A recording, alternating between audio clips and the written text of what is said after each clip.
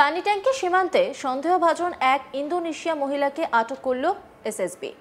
জানা গেছে ৪১তম ব্যাটালিয়নের সি কোম্পানির বর্ডার ইন্টারঅ্যাকশন টিম পুরনো সেতুর কাছে সীমান্ত খুঁটি নম্বর ৯০ এর কাছে ভারতীয় এলাকায় ওই মহিলাকে আটক করে।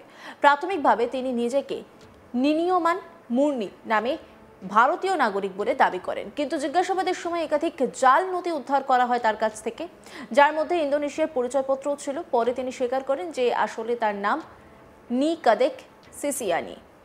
তিনি ইন্দোনেশিয়ার বালি প্রদেশের বাসিন্দা। অভিযুক্ত মহিলা জিজ্ঞাসাবাদের সময় স্বীকার করেন মুম্বাইয়ের স্থানীয় দালালের মাধ্যমে ভুয়ো আধার ও প্যান কার্ড সংগ্রহ করেছিলেন। প্রায় এক দশক ধরে মুম্বাইয়ে বসবাস করেছেন তিনি জাল নথি ব্যবহার করে।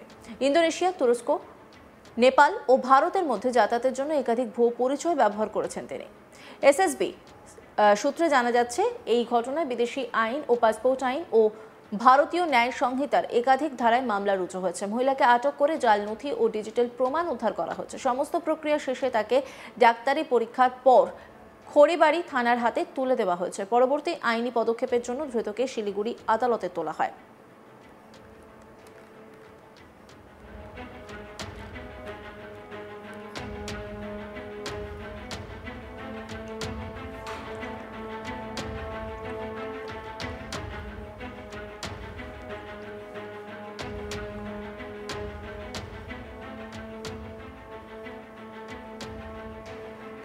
আইনজীবী সুশান্ত নিয়োগী তিনি কি বলছেন শুনবো।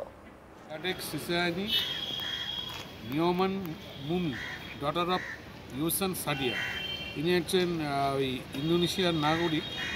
তো কালকে যখন উনি ইন্দো নেপাল বর্ডার দিয়ে পাস হচ্ছিলেন সেই সময় ওনাকে ইন্টারসেপ্টেড করা হয়। সেই সময় উনি ওনার নিজের আধার কার্ড এবং আরও কতগুলো আধার কার্ড দেখায়। তো আধার কার্ডগুলো দেখে ওটা বোঝা যায় যে ওটা চেক করার পর ওটা ফেক আধার কার্ড, এবং তার পরবর্তীতে ওনার কাছে ইন্দোনেশিয়ারও কতগুলো ফেক আইডি পাওয়া যায়। তারপরে উনি জানান উনি 10 বছর ধরে মুম্বাই আছেন এবং সেখানে এই ফেক আইডিটা ওই আধার কার্ডটা উনি তৈরি করেছেন। তারপরে তিনি ওখান থেকে এই বিভিন্নভাবে বারবার করে ইন্দোনেশিয়া থেকে ইন্ডিয়া, ইন্ডিয়া থেকে ইন্দোনেশিয়া এবং বাংলাদেশ অনেক জায়গায় উনি ঘোরাঘুরি করেছেন। তো আজকে ওনাকে ধরা পড়ার পর ওনাকে আজকে প্রডিউস করা হয় এসিজিএমের কাছে এবং 5 দিনের রিমান্ড চাওয়া হয় এবং 5 দিনের রিমান্ড আলাদা। কী কী ধারা ওনার উপরে মূলত লাগানো হয়? 14A foreigners act. এই যে বারবার এর আগের দিন আর কি প্রশ্ন ছিল, বারবার করে ঢুকছে, তো আমাদের দেশের তো একটা নষ্ট হচ্ছে। নিশ্চয়ই এই বিষয়টা নিশ্চয়ই এটা আপনাদের কি দাবি থাকছে মানে বিয়ের কাছে? আমাদের কাছে ভালো করে আরও ইনভেস্টিগেশন এবং বর্ডারে আরও কড়াকড়ি নিরাপত্তা আরও বাড়াতে হবে এবং যাতে এই সমস্ত লোকজন ভারতবর্ষের মধ্যে ঢুকে না আসতে পারে এবং সেই মানে পুলিশকে আর তৎপর হতে হবে। এই গোটা বিষয় নিয়ে একটি রিপোর্ট তুলে ধরেছেন আমার কলিগ উৎপল পোদ্দার, দেখব। কাঁটাতার বিহীন অবস্থায় রয়েছে ইন্দো নেপাল সীমান্ত, আর এই ইন্দো নেপাল সীমান্তে কাঁটাতার না থাকার দরুন অবাধ যাতায়াত শুরু হয়েছে বা অবাধ যাতায়াত চলছে বিদেশি নাগরিকদের। কেউ বৈধ কাগজপত্র নিয়ে প্রবেশ করছে, কেউ অবৈধ কাগজপত্র নিয়ে। সম্প্রতি আমরা একের পর এক ঘটনা দেখে এসেছি ইন্দো নেপাল সীমান্ত এলাকাগুলিতে। সেখানে বাংলাদেশিরা যেমন বিভিন্ন সীমান্ত দিয়ে প্রবেশ করে ইন্দো নেপাল সীমান্তেই আস্তানা গাড়েছে, ঠিক সেরকমভাবেই আস্তানা গাড়ছে কিন্তু বিদেশিরাও। সম্প্রতি আমরা দেখেছিলাম ভারতে এসে 3 খেলোয়াড় তাদের ভিসার মেয়াদ উত্তীর্ণ হওয়ার পর তারা কিন্তু নেপাল হয়ে তাদের দেশে ফিরে যেতে গেলে পরে এসএসবির হাতে আটক হয়। এবার আটক হলে এক ইন্দোনেশিয়ার নাগরিক। সেই নাগরিক ভারতের জাল পরিচয়পত্র নিয়ে সে কিন্তু দীর্ঘদিন ধরে ভারতেই বসবাস করছিল এবং সেই জাল নথিপত্র নিয়েই কিন্তু সে ভারতের বিভিন্ন জায়গায় ঘুরে বেড়াতো এবং অবাধভাবে ঘুরে বেড়াতো। ভারত শুধু নয়, নেপালেও। নেপাল থেকে ভারতে যখন সে প্রবেশ করছিল ঠিক সেই সময় পানি ট্যাঙ্কির 90 নম্বর পিলারের সামনে থেকে তাকে আটক করে এসএসবি। তাকে জিজ্ঞাসাবাদ করার পর সে ভারতীয় পরিচয়পত্র দেখায় এবং সে কিন্তু প্রমাণ করতে যায় যে সে ভারতের নাগরিক। কিন্তু নানা রকম কাগজপত্র যখন পরীক্ষা করে এসএসবি সেই সময় কিন্তু সেই কাগজপত্রতে দেখা যায় সেগুলো সম্পূর্ণটাই কিন্তু ভুয়ো এবং সেই ভুয়ো কাগজপত্র নিয়েই কিন্তু সে ভারতে প্রবেশ করেছিল। শুধু ভারত নয়, নেপালেও সে এই একই রকমভাবে ছিল। তাকে জেরা করলে পারে এসএসবি জানতে পারে যে সে দীর্ঘদিন ধরে ইন্দোনেশিয়ার থেকে আসার পর মুম্বাইয়ে বসবাস করছিল এবং সেখানের এক দালাল চক্রের কাছে বিপুল পরিমাণে টাকা দিয়ে সে এই কাগজপত্রগুলো তৈরি করে।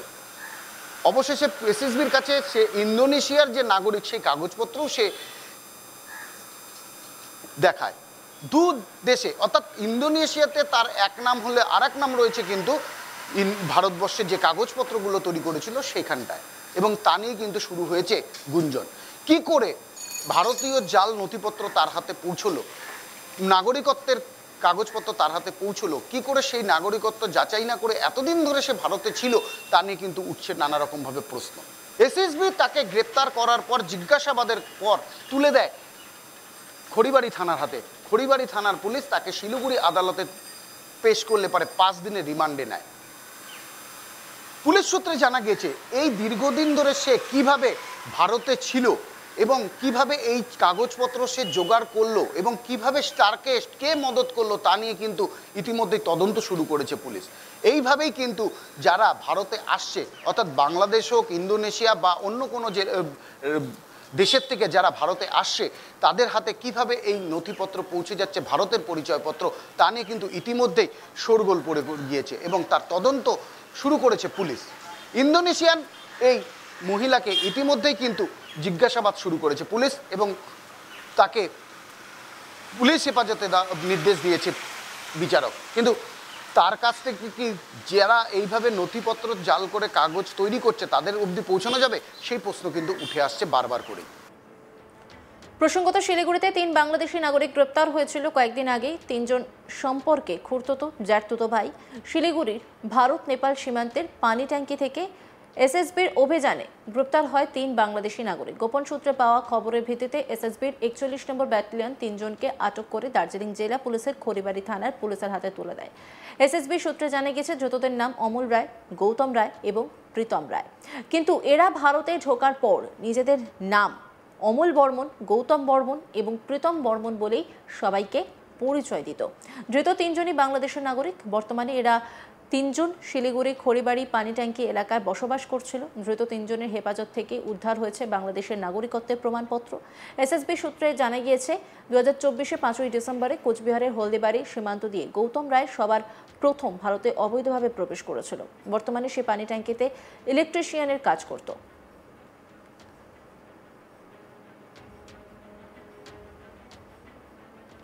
অন্যান্য খবরের আপডেটের জন্য অবশ্যই নজর রাখুন আজ তাক বাংলার ইউটিউব স্ট্রিমিংয়ে। লাইক, কমেন্ট, শেয়ার এবং সাবস্ক্রাইব করতে ভুলবেন না।